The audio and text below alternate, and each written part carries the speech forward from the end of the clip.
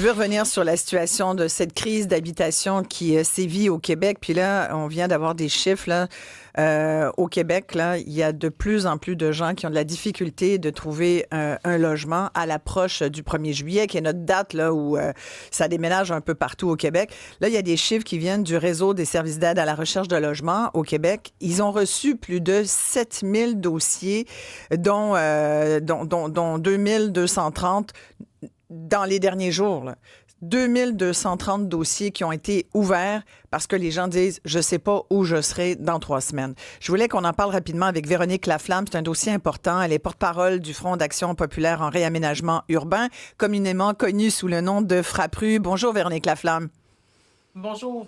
Alors, c'est plus de 7000 ménages qui ont demandé de l'aide, dont beaucoup, dont au moins le tiers récemment. Qu'est-ce que ça vous dit de cette crise on dirait qu'on n'est pas capable de venir à bout de ça, là? Non, et on voit là d'année en année la situation être de plus en plus difficile à l'approche du 1er juillet, mais à l'année longue. Ouais. Il est certain que le très grand nombre d'appels reflète aussi la mise en place et le financement de services d'aide à la recherche de logement dans plusieurs municipalités. On s'en réjouit. C'est assez récent là, qu'on finance des services d'aide à la recherche de logement à l'année. On invite les locataires à appeler ces services-là, à nous contacter s'ils ont l'impression de ne pas recevoir de l'aide concrète. Mais c'est la chose à faire avant, là, finalement, là, la date fatidique du 1er juillet pour les locataires dont le bail se termine au 1er juillet.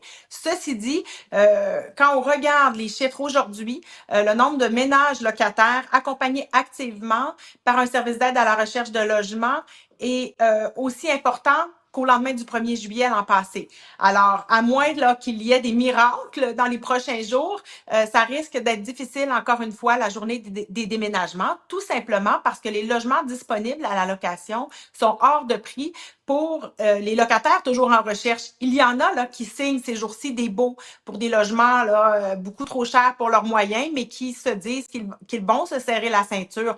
Mais il y a des gens qui ne peuvent plus tirer l'élastique et ça, c'est extrêmement difficile pour ces locataires-là, dont de nombreuses familles, de plus en plus nombreuses parmi ces locataires qui sont accompagnés par un service d'aide.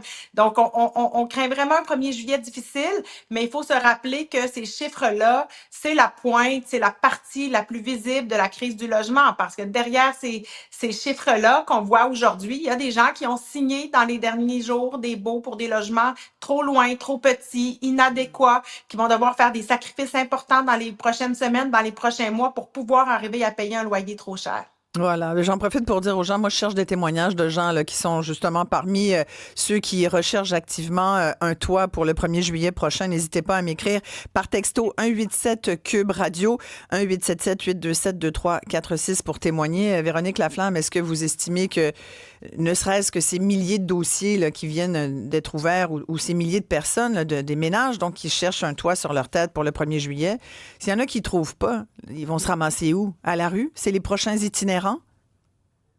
Ben, ce qu'on a vu dans les dernières années, c'est que trop de locataires qui avaient été victimes d'évictions souvent frauduleuses, qui avaient perdu leur logement, se sont retrouvés parmi les personnes nouvellement en situation d'itinérance. Les témoignages compilés là, lors de ce dénombrement de l'itinérance visible étaient très clairs sur ce sujet. Les gens le disaient.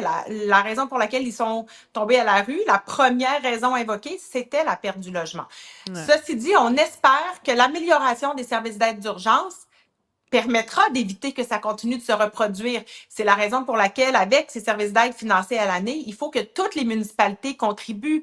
Ce n'est pas le cas, malheureusement, partout au Québec. Il y a encore des municipalités qui veulent pas contribuer financièrement à ces services d'aide d'urgence-là. C'est évident que la contribution du gouvernement québécois est pas suffisante, mais malgré tout, s'il n'y a pas de mesures d'aide concrètes offertes pour les locataires qui ne réussissent pas à trouver un logement, c'est-à-dire de l'hébergement temporaire, de l'entreposage, les gens risquent de se retrouver avec tous leurs biens à la rue et d'empirer leur situation. C'est la raison pour laquelle, depuis des années, on est très actif au Frappru autour de cette date des déménagements pour s'assurer qu'il y a de l'aide d'urgence complète pour éviter que des locataires qui ont comme seul problème là, d'être victimes de cette crise du logement ne deviennent en situation d'itinérance. J'ai un auditeur qui m'écrit, il dit « J'ai moi-même construit un immeuble l'année dernière. Plus jamais je vais m'embarquer là-dedans. Je suis endettée jusqu'aux oreilles. Les municipalités, les différents paliers gouvernementaux gouvernementaux nous mettent des bâtons dans les roues à toutes les étapes. C'est terminé pour moi. Je laisse ces projets-là à d'autres. Et là, c'est là où ce sont que les gros constructeurs là, qui sont encore volontaires de construire du logement. Et là, la ministre de l'Habitation, Mme Duranceau, vient de créer une nouvelle catégorie, logement abordable intermédiaire, parce qu'il y a bien d'autres auditeurs qui me disent le problème, c'est pas le manque de logement, c'est le manque de logement abordable. Mais cette catégorie de logement abordable intermédiaire, c'est comme entre le logement, c'est pas du logement abordable, c'est comme un peu plus cher que le logement abordable. Vous en comprenez quoi, vous, Véronique? Par le fait là, que pour un studio là, à Montréal, 1225 $. Il n'y a même pas une chambre à coucher, c'est une pièce. Là. 1225 $. Pour un 4,5, plus de 2000 $. Alors, nous, on est scandalisés parce que les fonds publics destinés au logement social et abordable là, qui sont insuffisants. Rappelons qu'il n'y avait pas de nouveaux investissements prévus dans le dernier budget pour ces logements-là. Donc, avec tout ce qui reste de fonds disponibles, notre crainte, c'est que ce soit ça qu'on finance, ces nouveaux logements abordable intermédiaire parce que ça diminue la contribution gouvernementale. La ministre prétend qu'on en fait plus avec moins. On en fait plus avec moins parce qu'on augmente la contribution des locataires. Mais c'est ce qui est scandaleux, c'est que ces logements inabordables sont destinés aux revenus, aux locataires à revenus modestes qui sont visés par le programme d'habitation abordable Québec.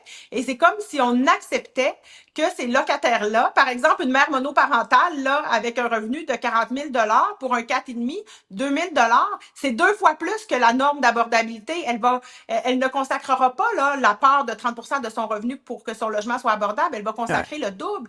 Donc, c'est ça qui est scandaleux, c'est qu'on prend les rares fonds publics destinés au logement dit abordable pour accepter de financer des logements beaucoup plus chers qui vont contribuer à tirer encore plus rapidement vers le haut le prix des loyers, alors que pendant ce temps-là, on a besoin de logements sociaux sans but lucratif, réellement abordables immédiatement pour tous ces locataires qui déjà là, n'arrivent plus à joindre les deux bouts. Et rappelons qu'ils sont 173 000 ménages, familles et personnes actuellement au Québec à avoir des besoins impérieux de logement selon Statistique Canada. Ouais, ça fait beaucoup de monde. Véronique Laflamme, très, très, très rapidement, 10 secondes, qu'est-ce que quelqu'un qui nous écoute, qui cherche un logement, il téléphone à quel endroit?